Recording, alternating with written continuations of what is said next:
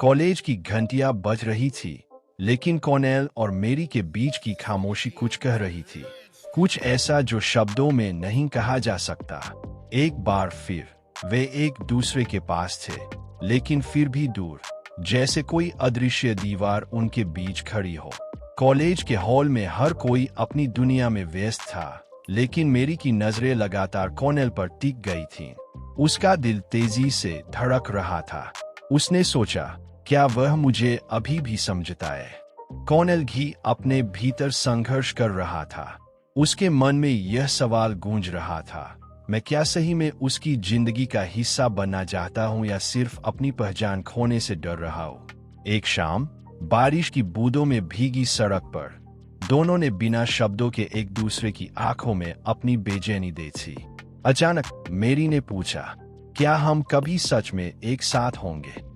Cornell ने कुछ नहीं कहा, बस उसकी आंखों में वही उलझन और खामोशी झलक रही थी।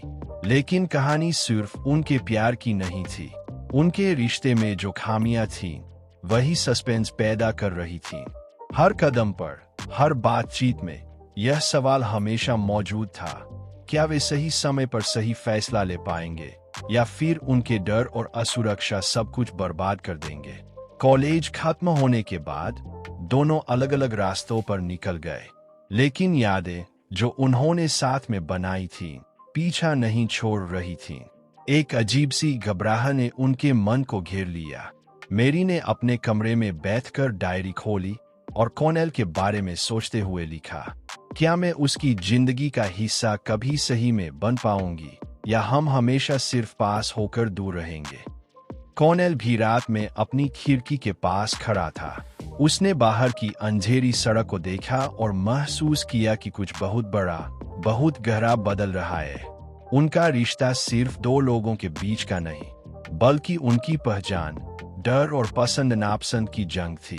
और अंत में, जैसे ही कहानी अपने क्लाइमैक्स की ओर बढ़ती है, पाठक यह महसूस करता है, नॉर्मल पीपल सिर्फ प्यार की कहानी नहीं, बल्कि असुरक्षा, समझ और छुपे हुए भावनाओं का सस्पेंस है।